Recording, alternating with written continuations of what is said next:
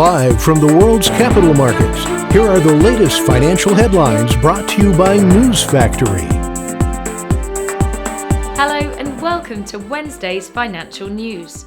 Stay with us for more market headlines. The euro-dollar pair traded sideways in the last session. According to the stochastic RSI, we are in an overbought market.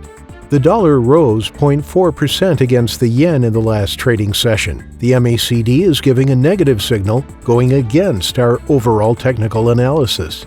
The pound dollar traded sideways in the last session. The stochastic RSI's positive signal is in line with the overall technical analysis.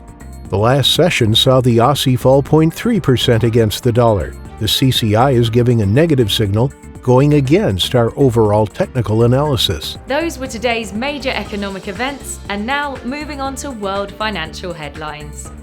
ARM Limited, the British chip technology firm being acquired by NVIDIA Corp, gave new details about its next generation of data center technology and said Oracle and Alibaba will use the chips.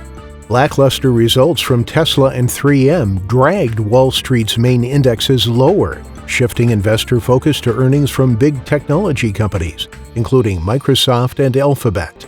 London's Square Mile Financial District plans to convert empty offices into homes and offer lower rents to creative businesses as part of a recovery plan. Coming up, the choices from our chief analyst for today.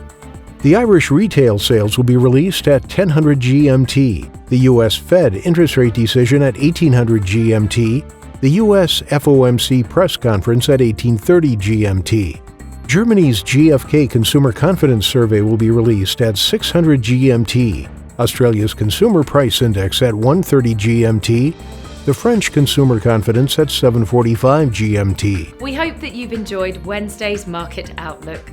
On behalf of all of us here, we wish you a productive trading day.